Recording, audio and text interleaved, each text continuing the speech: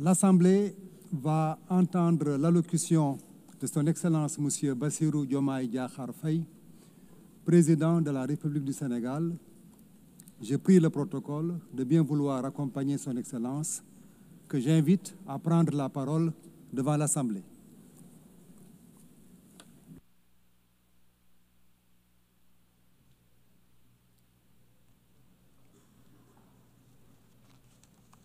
Madame la Présidente de l'Assemblée générale, chers collègues, Monsieur le Secrétaire général, Mesdames, Messieurs, distingués délégués.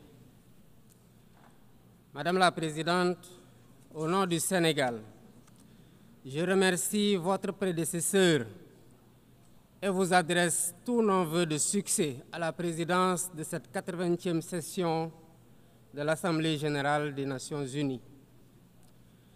Je renouvelle au secrétaire général, M. Antonio Guterres, notre soutien constant dans l'exercice de sa haute charge au service des États membres. Nous nous réunissons aujourd'hui en ces lieux symboliques du dialogue universel, comme porteurs du poids de l'histoire et de l'urgence du présent. Le thème de cette session, Mieux ensemble, 80 ans et plus pour la paix, le développement, les droits de l'homme, nous rappelle en effet le pacte fondateur des Nations unies, un pacte de coexistence pacifique, de sécurité collective et d'un ordre international fondé sur le droit. Sur cette base, les Nations unies ont accompli des progrès indéniables dans la coopération solidaire pour la prévention des conflits, la promotion de la paix et de la sécurité internationale et le règlement des différends.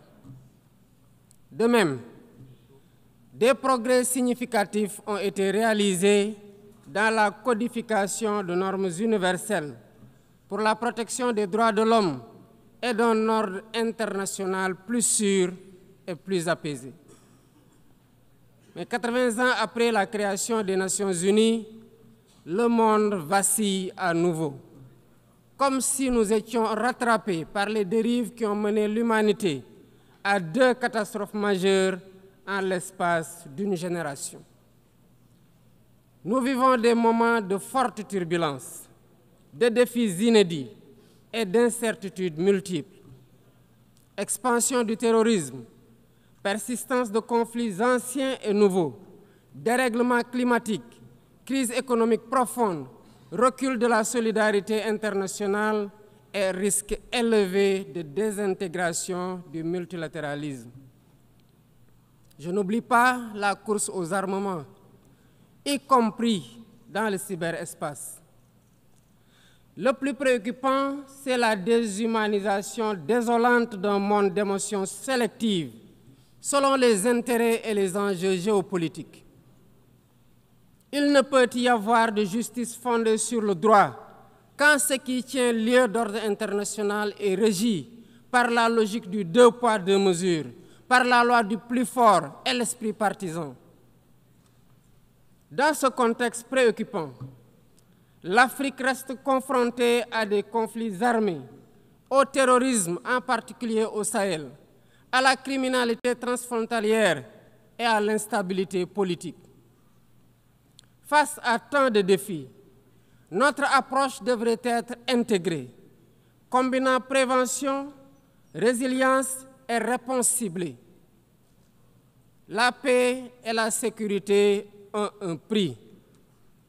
Donnons-nous les moyens de l'assumer par un financement prévisible et pérenne des opérations de soutien à la paix en Afrique, avec des équipements adéquats et des mandats et règles d'engagement robustes. C'est la seule façon de faire face au fléau du terrorisme et de rétablir un minimum de sécurité et de stabilité dans les zones affectées. Je renouvelle ici la solidarité du Sénégal envers les pays frères engagés au quotidien dans la lutte contre le terrorisme. Au Moyen-Orient, le peuple palestinien continue de vivre la pire des calamités, que les mots ne peuvent plus exprimer. Sous le fracas quotidien des bombes, toutes les limites ont été dépassées. Nous ne pouvons ni nous taire, ni détourner notre regard, car Gaza ne vit plus. Gaza, terre de larmes, de sang et de sueur, est devenu un enfer pour des millions d'âmes de tous âges, piégées dans une prison à ciel ouvert. Hommes, femmes et enfants agonisent tous les jours, privés de nourriture, d'eau et de soins de santé. Le Sénégal réitère sa ferme condamnation de cette tragédie que rien ne saurait justifier. En sa qualité de président du Comité pour l'exercice des droits inaliénables du peuple palestinien, le Sénégal considère que seule la création d'un État palestinien indépendant et viable apportera une paix durable pour toutes les parties, chacune à l'intérieur de frontières sûres et internationalement reconnues.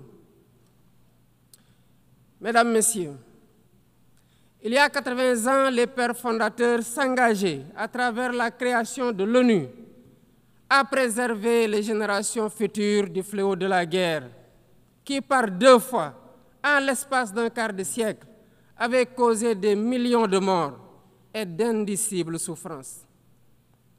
Au nom du Sénégal, je rends hommage aux pionniers et à tous ceux qui ont incarné les valeurs universelles de l'organisation, parfois au péril de leur vie.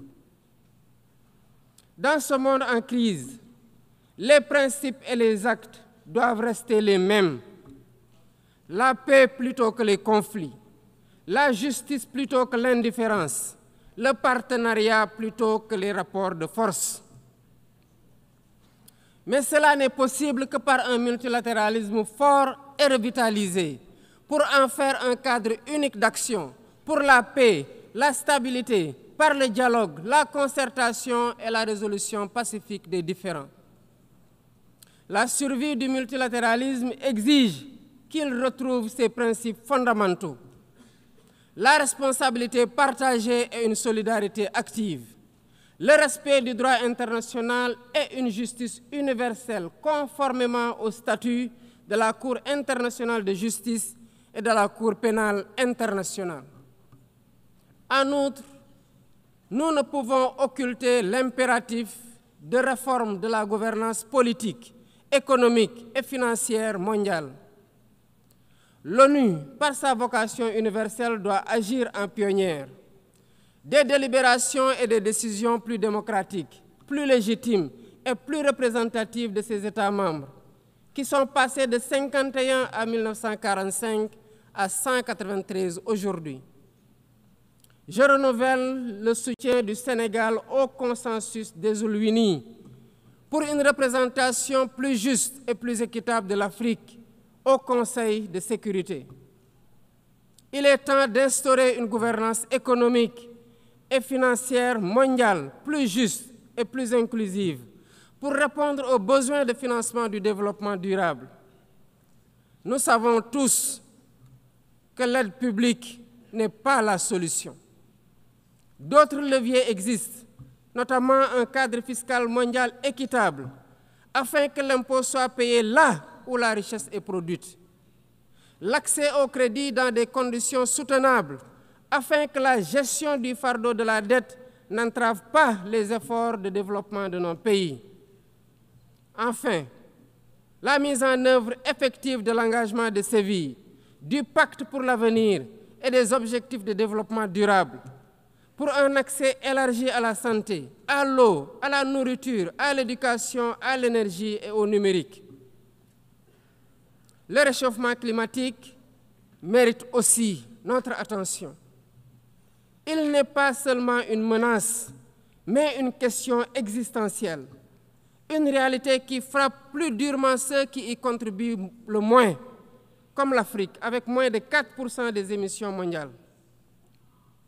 Et pourtant, sécheresse, inondations, érosion côtière et insécurité alimentaire rythment désormais la vie de nos populations. C'est une double peine devenue insoutenable. Le Sénégal renouvelle son attachement à l'accord de Paris sur le climat et appelle à une transition climatique juste et équitable par l'exploitation de nos ressources disponibles pour l'accès universel à l'électricité et l'amorce d'une industrialisation compétitive. La lutte contre le réchauffement climatique se fera indubitablement avec des financements conséquents pour l'adaptation, la simplification et l'accès aux fonds climatiques, ainsi que la garantie de transfert de technologies. Le Sénégal salue la création du fonds pour répondre aux pertes et dommages et appelle à la mobilisation de la solidarité internationale pour la constitution de ces ressources afin de financer les opérations sur le terrain. Excellences, Mesdames et Messieurs, face aux urgences et aux défis nombreux et complexes, nous ne sommes pas démunis. Le monde dispose des moyens nécessaires pour nourrir ceux qui ont faim, éduquer nos enfants, soigner les malades et faire taire les armes. Le véritable obstacle n'est ni financier, ni technique, ni matériel. Il est dans la volonté politique de faire du multilatéralisme un instrument de solidarité collective, de coopération plutôt que de confrontation, pour un avenir où la dignité humaine sera au cœur de nos décisions. Alors, faisons de ce 80e anniversaire des Nations Unies, non pas le constat d'un ordre épuisé, mais le point de départ d'un nouvel espoir, celui d'une organisation rénovée et plus efficace, au service des peuples qu'elle incarne. Le Sénégal reste fidèle à son engagement de travailler dans ce sens avec tous les membres de l'organisation, prêt à jeter les ponts, prêt à porter les réformes, prêt à poursuivre notre œuvre commune pour un monde de paix, de justice et de solidarité. Je souhaite plein succès aux travaux de la 80e session de l'Assemblée générale et vous remercie de votre aimable attention. Au nom de l'Assemblée générale, je tiens à remercier le président de la République du Sénégal.